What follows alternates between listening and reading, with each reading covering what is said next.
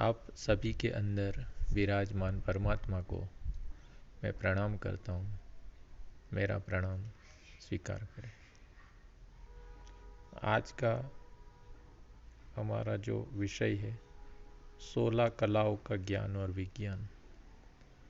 जैसा कि आज तक हम अलग अलग धर्म संप्रदाय पंथों के गुरुओं के माध्यम से जानते आए हैं,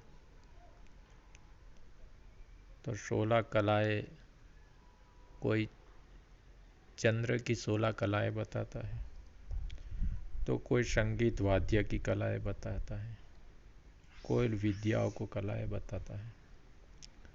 लेकिन मानव सभ्यता और सनातन धर्म जिस कला की बात करता है वो तो कुछ अलग ही है। तो आज हम इसी विषय में जानने का प्रयास करेंगे। आज मानव सभ्यता के पास 16 कलाओं का ज्ञान न होने के कारण आज हम अलग अलग सभ्यताओं, धर्म, पंथों में बढ़ गए हैं और आपसी शत्रु भाव रखते हैं।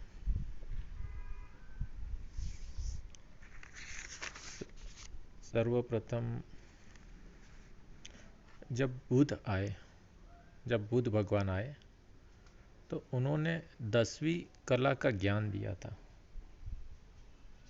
उनके मुजब संसार में दुख है, दुख का कारण है और उसका उपाय है। साम्यक ज्ञान दिया, अष्टांग मार्ग बताया बुद्ध भगवान ने। परिणाम यह निकला, हमने बुद्ध को अलग कर दिया, अलग धर्म चलने लगा। उन्होंने तो, बुद्ध भगवान ने तो एक कला सिखाई थी, एक नया विचार, नया आयाम दिया था मानव सभ्यता को, जिस पे चल के मनुष्य परमात्मा को प्राप्त कर सकता है। बुद्ध तो सच्चा हीरा था, हिंदू सभ्यता के अंधे गुरुओं के चलते।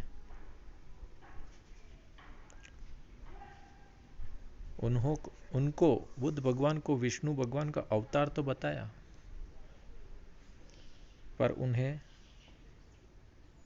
देश से बाहर निकाल दिया, उनके ज्ञान को अस्वीकार किया गया। बुद्ध भगवान तो सनातन धर्म के प्रचारक थे, मानव धर्म के प्रचारक थे। उनका ज्ञान 10वीं कला का था, लेकिन उनको अलग धर्म बना के रख दिया। उन्हीं के समकालीन महावीर भगवान आए।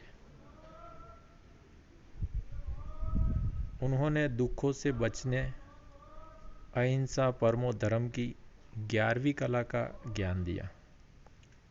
सभी जीवों पे दया करना और 5 महाव्रत बताए। महावीर भगवान कोई जैन धर्म स्थापना करने नहीं आए थे। उन्होंने अध्यात्म का नया विज्ञान खोला था, जिसको जान के मानव मुक्ति का अधिकारी बन सकता है। उनके जाने के बाद जैन धर्म की स्थापना हो गई और महावीर को बांट दिया गया। महावीर तो सनातन धर्म के थे, मानव धर्म के थे प्रचारक। उनका दिया हुआ ज्ञान 11वीं कला का था। इसके बाद जीसस आए। जीसस ने 12वीं कला का ज्ञान दिया हमें। जीसस ने अपने जीवन में दुख ही दुख पाए, कई यातनाएं झेली, फिर भी उस परमपिता परमात्मा पे विश्वास रखा और प्रेम और शांति का संदेश दिया। यह एक गुरु परंपरा की तरफ से दिया गया एक कला का ज्ञान था, जिस नियम पे चल के, मार्ग पे चल के हम मुक्ति के अधिकारी, पात्र बन सकते थे।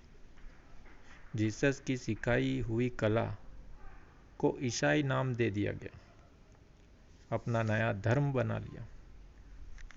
आज पृथ्वी पे सबसे ज़्यादा अशांति ईसाई लोगों के कारण ही है। सबसे ज़्यादा लड़ाई झगड़े ईसाई लोगों के कारण है। जीसस की शिक्षाओं को उन्होंने बेच दिया और अपना नया नियम अशांति और लड़ाई का चलाया। सुपर पावर बनने के चक्कर में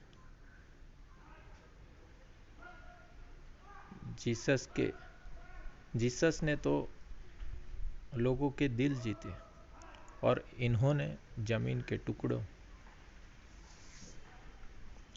तो जीसस की जो कला है वो 12वीं कला का ज्ञान था। एक कला का ज्ञान जीसस ने हमें सिखाया। उसके बाद गुरु नानक देव आए। उन्होंने अपने समय काल के अनुरूप सच्चे सदगुरु से 13वीं कला का ज्ञान प्राप्त किया और उनका जीवन भी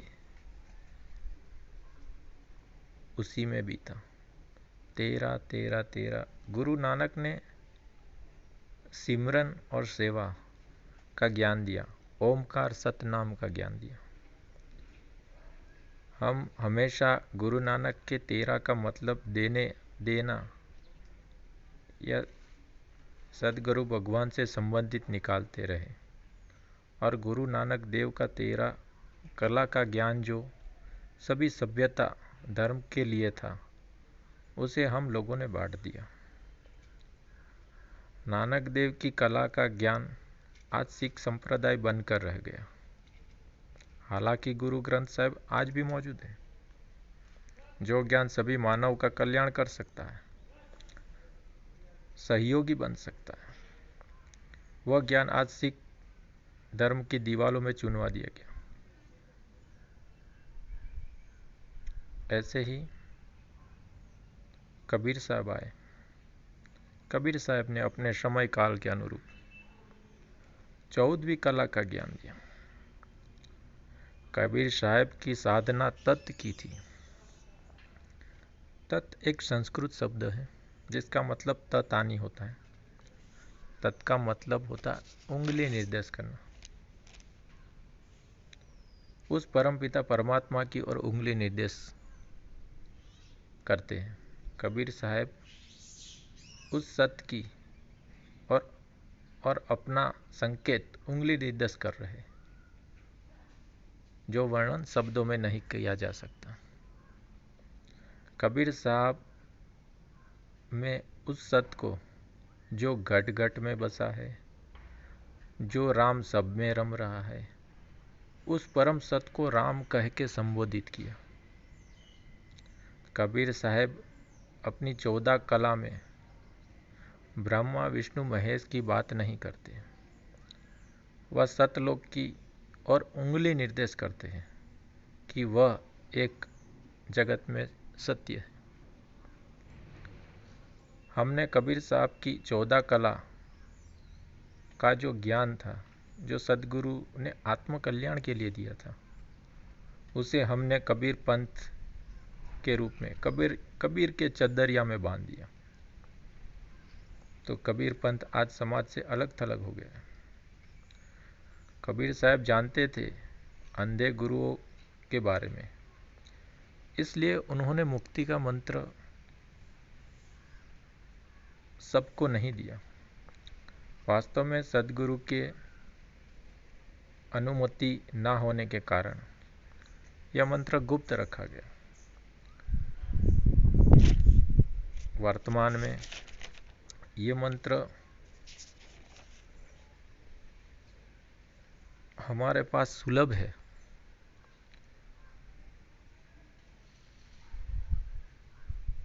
और उस मंत्र से हम मुक्ति भी प्राप्त कर सकते हैं। यह मंत्र कबीर पंथ के पास नहीं है। सबसे ज्यादा अगर छल कोई गुरुपंथी पाए है तो वो कबीर पंथी है। मुक्ति का मंत्र मुक्तिदाता के पास है और वो उनका प्रचार प्रसार भी कर रहे हैं। पर परेशानी ये है कि हम मुक्तिदाता कौन है ये नहीं जानते। उसके बारे में मैं आगे वर्णन करूंगा और वो मुक्ति का मंत्र भी आपको बताऊंगा। तो हम 16 कला के विज्ञान ज्ञान की बात कर रहे हैं। इसको फिर से समझने का प्रयास करें, किस तरह से एक चेन चली आ रही है। 10वीं कला बुद्ध भगवान ने दी, संसार में दुख है उसका कारण है, उपाय है साम्य ज्ञान, अष्टांग योग और आत्मज्ञान दिया। 11वीं कला महावीर भगवान की अहिंसा परमो धर्म। दोनों कलाओं में दुख की प्रधानता होने के कारण, तकलीफ पीड़ा परेशानी होने के कारण आत्मकल्याण संभव नहीं था। तो पहले उन कलाओं को सिखा के लोगों की आत्मा को उन्नत बनाया गया ताकि आगे की कला सीख सके। जीसस के द्वारा सदगुरु ने शांति और प्रेम का संदेश दिया और स्वर्ग का ज्ञान दिया। उसके बाद जैसे जैसे आत्मा की उन्नति होती गई, मानव सभ्यता की उन्नति होती गई, 13वीं कला का ज्ञान गुरु नानक देव की तरफ से प्रकट हुआ। नानक देव जी आए तब संसार में दुख का भी अभाव हो गया था, अहिंसा और धर्म को भी लोग मानने लगे थे, शांति और प्रेम का संदेश भी हो रहा था, प्रचार भी हो रहा था, लोग मान भी रहे। ऐसे में गुरु नानक देव ने सिमरन सेवा का मंत्र दिया, ओमकार का ज्ञान दिया। इसी तरह से आगे चल के सदगुरु ने कबीर साहब की तरफ से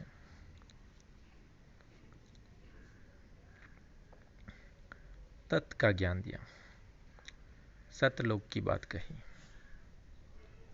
हम देखेंगे तो कबीर साहब के जीवन में अष्टांग योग भी है, अहिंसा और धर्म भी है, शांति और प्रेम भी है, सिमरन सेवा और ओमकार भी है। इस तरह से 14 कलाएं पूर्ण हुई। यह सब कलाएं मनुष्य के विकास को दर्शाती हैं। बुद्ध के पास निर्वाण का ज्ञान था, पर उस समय मनुष्य की बौद्धिक क्षमता पर्याप्त नहीं थी। उनके ज्ञान को सभी लोग समझ सके, इसीलिए उन्होंने समय संजोग के अनुरूप दुख से छुटकारा पाने का उपाय बताए। महावीर स्वामी ने अहिंसा का रास्ता बताया, जीसस ने प्रेम शांति का बताया। जैसे जैसे मनुष्य सभ्यता की बौद्धिक क्षमता बढ़ती गई, ज्ञान की कला का भी सदगुरु ने बढ़ाया। गुरु नानक देव ने ओमकार और कबीर साहब ने सतलोक तक की यात्रा कराई। यहाँ ये समझना जरूरी है, जीसस भारत में ज्ञान प्राप्त करके गए। वहाँ के लोग आत्मज्ञान को समझने में असमर्थ थे। उस समय संजोग के अनुरूप उनका मुख्य कारण मांसाहार और भौतिकवाद था, इसलिए जीसस ने उन्हें स्वर्ग का ही ज्ञान दिया। और हम सभी के पापों के लिए उन्होंने सूली पे चढ़ना स्वीकार किया। शेष महात्मा सभी भारत में हुए। हमारे अंधे धर्म गुरुओं ने इन सब की कलाओं को जो सदगुरु से मिली थी उसे धर्म पंथ वाड़ा और समुदाय में बांट दिया। इस वजह से जो मानव एक साथ मिलके आनंदमय जीवन जी सकता था, आज धर्म के नाम पे तलवार उठाता है।